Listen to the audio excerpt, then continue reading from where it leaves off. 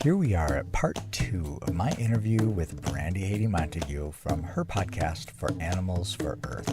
In this half of the interview, I shared a bit of advice for travelers looking to visit impact centers as guests or even as volunteers. Brandy asked me to share a description of what it might be to visit a place like mine. I freely shared some of the comforts along with several of the discomforts that one might expect to find as part of the package. I get into the importance of being a conscious consumer and supporting businesses that are approaching their products and services with social and environmentally ethical practices as a priority. I really appreciate Brandy's genuine sense of curiosity and enthusiasm for learning about change makers and what they're doing. Consider adding her podcast to your subscription list to learn more about what other humans have been doing to be a benefit for animals and for Earth. Welcome to episode number 22 of the For Animals for Earth podcast. This is part 2 of a 2-part interview that I did with Jason Bliss. So if you haven't listened to part 1, I hope that you will go over and listen to that first. That's episode 21.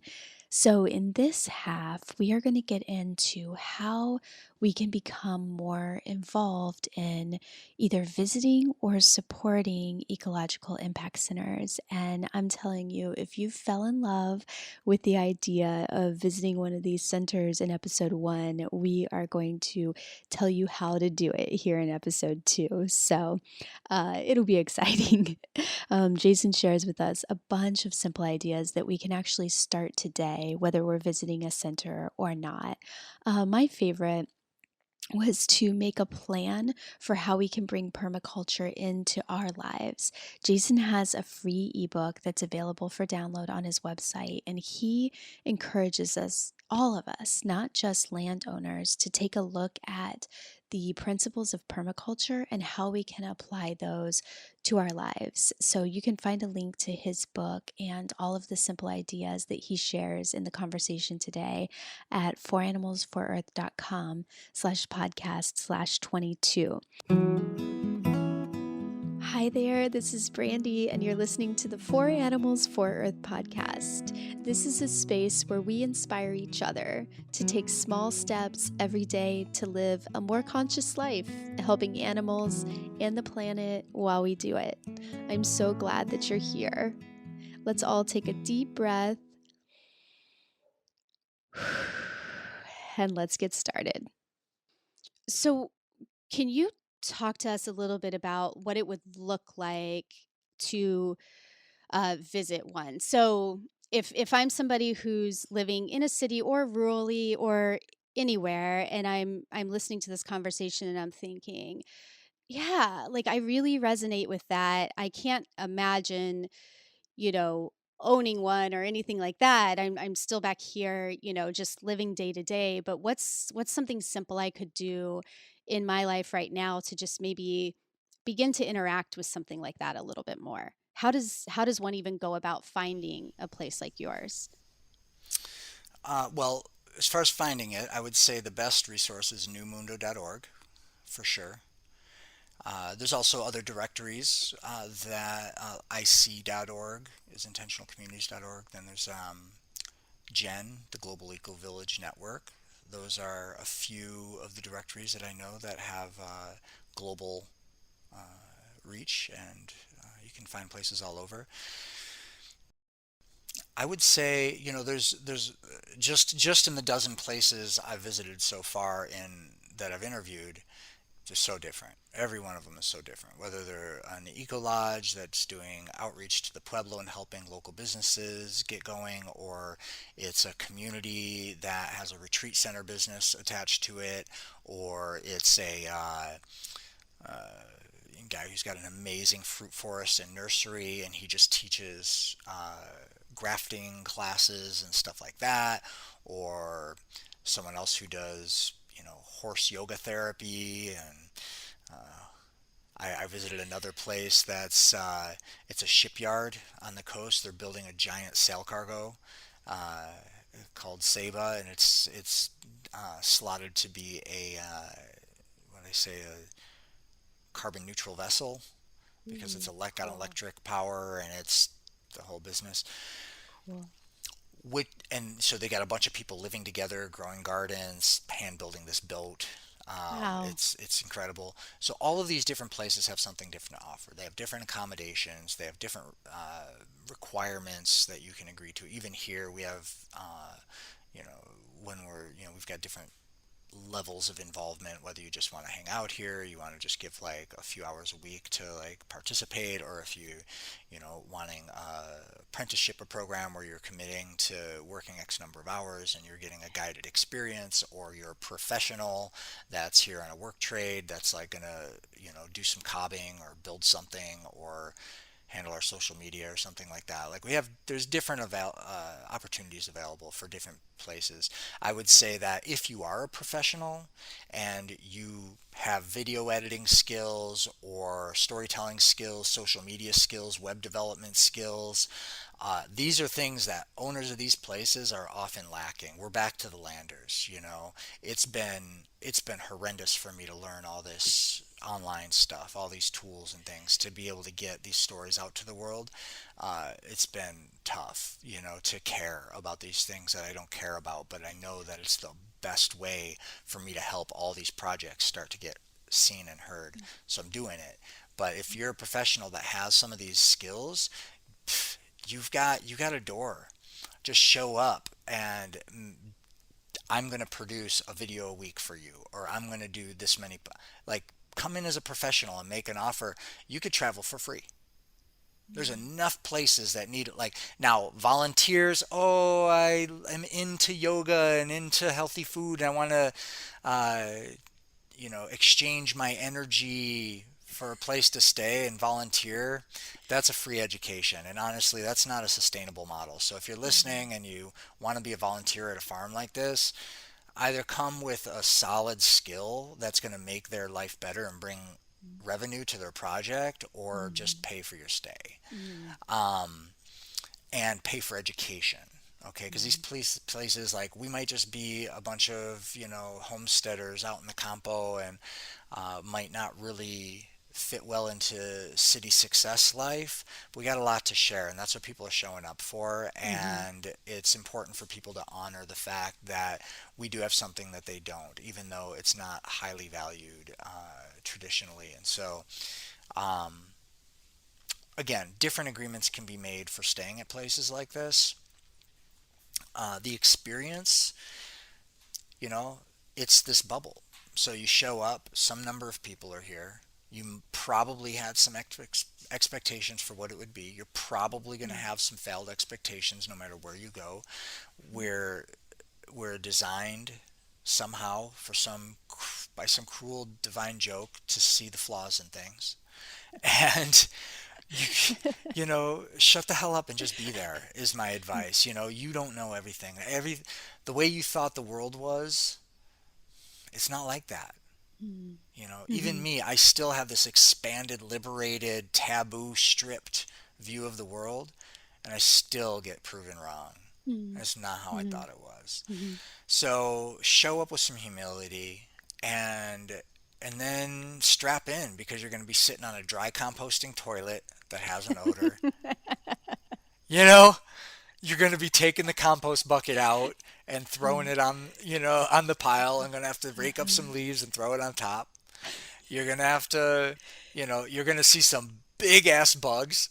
You're going to see some big bugs. There's going to be cockroaches everywhere. And guess what? Just because cockroaches got a bad rap in New Jersey for the dirty alleys that you find them in, you know, they're organic here. They're just like a praying mantis, except they got a different shape. So let go of your cockroach taboos, even the big ones. And I'm talking, we got big cockroaches here, and they're cool. They eat scorpions. We have Wow. scorpions here. Hey, it hurts like a bee sting. I see them all the time. I take them for walks off to an abandoned house, or um, huge spiders that have the most amazing three-dimensional webs, and they're, for anyone with a spider phobia, man, you couldn't imagine seeing something scarier. But, there's millions and millions of people, billions of people, who knows, that live along the tropics with all these snakes, spiders, and cockroaches that are living happy, healthy lives. We have poisonous snakes here, the Torsiopella. It's a Florida lance. It kills horses. Mhm. Mhm. Um, and I've got a few friends who've gotten bit by them and went to the hospital and lived. I stepped on one the other day, and not the other day, the other month, with bare feet, and I pulled back, and it didn't attack me, thank God. And they're here. Um, we also have fruit trees, dozens of different kinds of fruit trees. You get to climb the tree and harvest the fruit, or get the picker and pull them out. We also have gardens, and you get to learn what are we planting, what are the weeds, which weeds are delicious. You know, Yeah, you get interesting. to have the experience of walking through the neighbor's property right around their house to get to the river Mhm. down below, Mhm. and having the humility of not knowing Spanish and being like, "Upe, no sé, el río," and they're like, Mhm. oh, "Okay, gringo, go ahead," because they walk through our farm all the time. Mhm.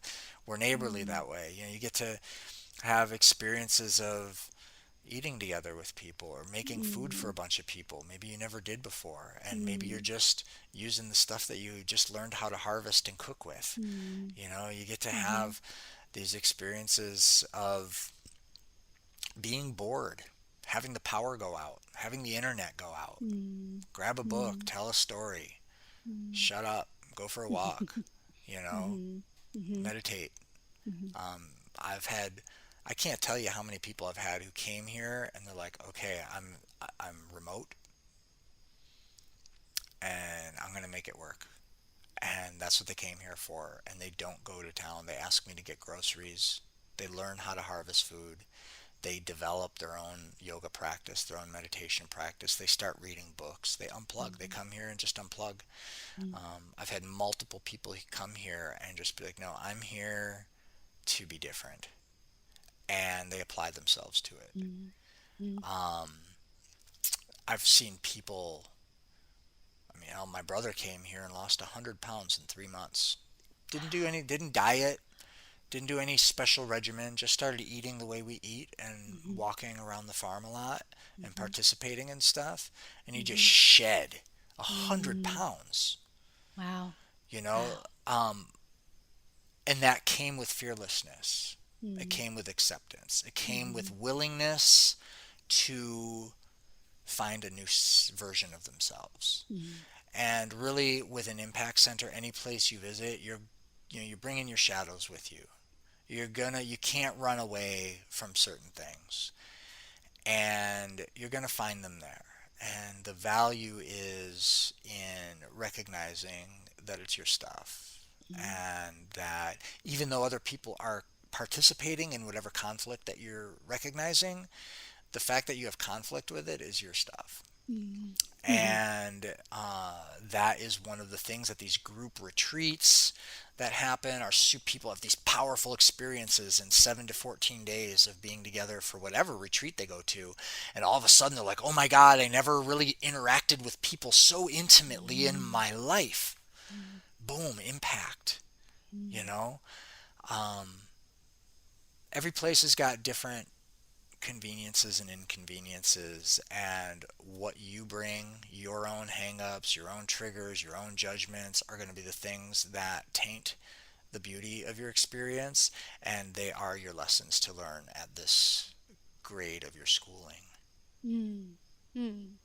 I love how you describe it as an education, because I think that that's something that we can all think of. And it's something that is really exciting. And I feel like something that every single one of us can value the chance at this real life immersive education that's outside of a classroom. It's outside of watching a training video online. It's a real immersive Hmm. experience. um, to to wrap us up, I want to quickly hit on this because the reality is you have a ton of resources and you're going to continue to have more resources for these people, which are the people who want to start an impact center, and they either have property or they are thinking about property. They've already started, they're just starting. You have a plethora of resources for these people, and I know some of our listeners are going to want that. So I'm wondering if you can share with people how they find your podcast, what it's about. Just give us a little bit for all of those people who are wanting to start or improve their impact center that they already have. Sure, sure. Well, I mean, yeah, definitely the Sharing Insights podcast is that effort. The You can find it on sharinginsights.net. You can look for Sharing Insights podcast wherever you do podcasts. We have a Facebook group that is starting to generate a little bit of conversation. It's Sharing Insights podcast on Facebook. You'll have all the links to that. We've got an Instagram page. I would say that definitely following these stories. Now, today we just launched episode 3, right? So it's just, I have more that are coming out week by week, but following this podcast is really going to broaden some people's perspectives. I still haven't assimilated everything I learned in that 2 week trip. Going through these and editing them is like, oh my God, he said that? Wow, I missed that while I was having the conversation, and I'm making notes, and I'm really making notes. I'm a student right now. When I, really open this place up, we're rebranding, we're going to have a new name and all of that. I really want it to be started with an extra layer of wisdom. So I invite anybody else to check that out and follow suit. And if you like any of the people that you hear on the podcast, you know, even if you can't visit their place and become a customer of theirs, people, we live in this day and age where, Brandy's podcast, my podcast, this farm, everybody, like, we need more attention. We need more people to know about us. And the ways to do that: share, like, subscribe, rate, review. Mm. Do this for us. Do this for us, please, listeners. For us podcasters, for us farms, for these impact centers. You come across somebody who did a cool interview and you got some value out of that. I mean, granted, hey, we could all use some donations, right? We can all use some money to keep the machine going. And if you feel called to that, awesome. But if you don't have that to get, man, we just gave you an hour of our time. Give us 3 minutes. Go like our stuff, please. Subscribe to the podcasts, rate and review us. That's that's how we make it. That's how other Mm. people find us. So I just want to throw that in there. When we talk about um, learning, you come into these podcasts and these episodes and these websites and these YouTube channels to learn. Um, you know Mm. that's a Mhm. way to give back, and I just really want to encourage everyone to make that part of their lifestyle, because I didn't do it for a long time. Mhm. I Mhm. I have a bunch of podcasts. I was subscribing, but the app I used didn't have a rate and review feature, Mhm. so I didn't Mhm. make effort. Mhm. Now I'm downloading the proper podcast apps, the Apple and the Mhm. Stitcher, where the places where Mhm. you can leave a review, Yeah. and I'm doing it for those people that have Mhm. been giving me value all these years, Mm, mm. because I get it now. It's Yeah, yeah, it's funny. It's funny because it's when you're on the other side of it, you realize, oh yeah, oh my gosh, the reviews are gold, that it never even Yeah. crossed your mind really until you're on the other side of it. Um, and you mentioned earlier that a lot of this work maybe isn't getting as much attention as some of the other things in the world. But I do feel that evolving. And like you just said, for everybody listening, if you feel connected to this work, yeah, please support us and help us spread the word, because it's, I really do think this type of content is becoming more mainstream. And in a couple of years, I really do feel like this is going to be more of the headline than some of the other stuff, because this is the way forward. This is how we evolve as humanity and as people. And yeah, I love that you mentioned that. So one last thing to wrap up the whole conversation. I would love for you to share with us one simple thing that you think people can do in their lives today Hmm. that would make a difference.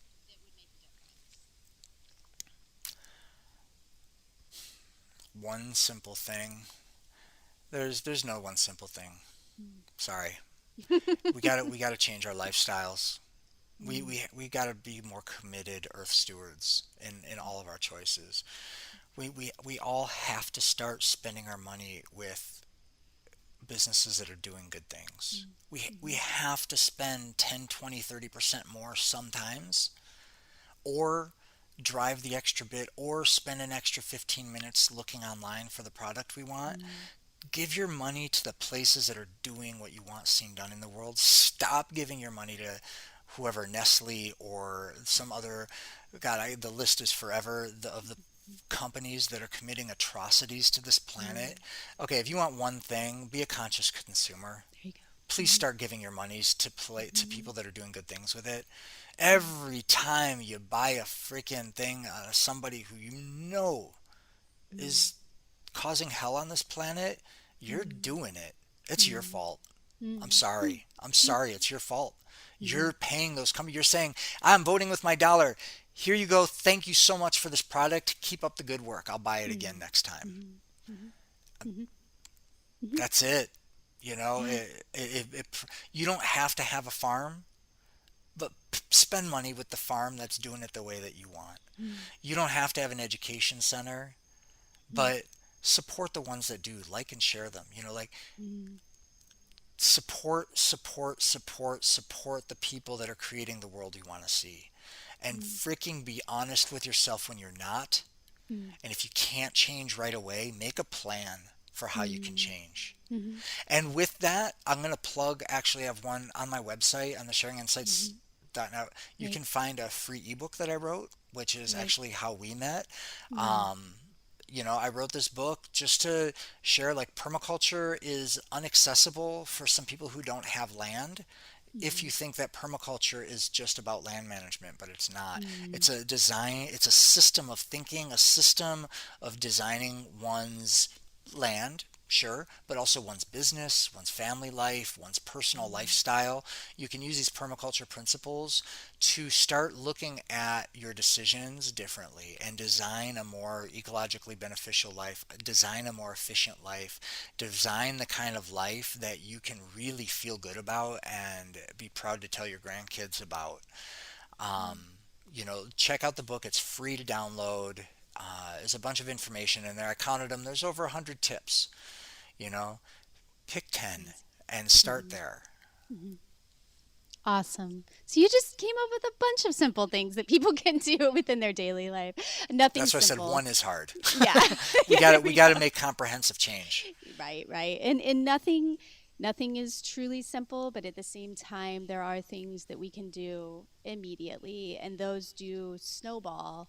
At least that's what I've seen, you know, like one little thing, like you said, like spend a little bit longer finding a different company to support, you know. That's that snowballs into the next time that you consume something and the next time you purchase something. Yes, And then, it becomes a lifestyle. It just becomes how you roll. That's just how I roll. I just have a baseline process. I go to a grocery store, like the majority of a grocery store are non-food items in my, like, that's just how my brain, I don't have to try. I just compute those are non-options. So it makes grocery stores easy for me, right? It like becomes that like that in life. When you practice an ecologically mindful lifestyle, you just start creating new filters for how you see things, and some things are just a non-option, and it just gets there. You know, or like I had an electric car in Minnesota for 3 years, and I moved here, and I haven't gotten it together to be able to buy a new car, so I'm still driving this old Jeep and putting gasoline in it.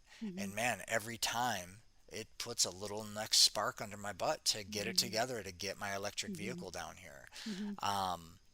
And it's because of my filters. You know, it'll nag me until I do it, and it's okay. I also forgive myself radically, like, okay, well, and this is where I'm at, and I know where I'm going.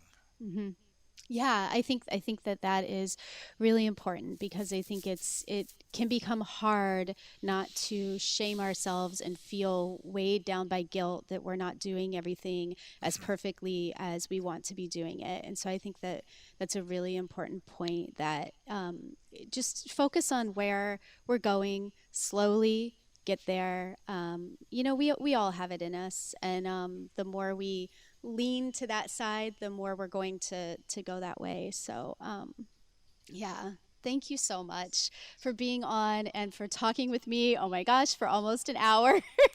We've been talking. This might become 2 episodes. We'll see. Okay, But, hey. hey, it's perfect. I love all of the content, and I am so excited for people to go listen to your podcast. Already, the first episode, you can learn all about like having volunteers on your property. The second episode, like such cool tricks about farming. I'm just, there's so much information in there for people who really want to dig into this and do something with their land. And I'm just so excited for you and for everybody that it's going to impact. So I'm excited to have been a part of it and to have you on here. Thanks, Brandy. Yeah, thank you.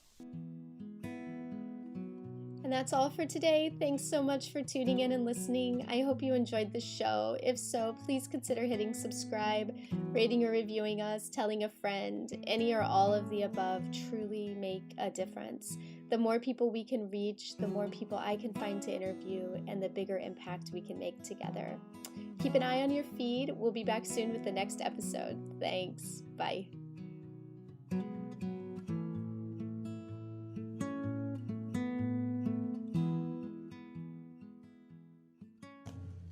There you go. A bit of me, raw and uncensored. Listening to this interview again, I'm filled with reflections of what I've learned over the course of this podcasting journey. Not only about land management, but also about myself, being an entrepreneur, and the human condition. I'm putting those reflections together for my next episode. I hope you tune in to join me. For now, your homework is to find 10 businesses or education platforms that you like and leave them a review in a prominent place. Chances are pretty high that you'll feel good about yourself for doing so, and you'll have made 10 people's day a little bit brighter. Be the change you want to see in the world. See you next time.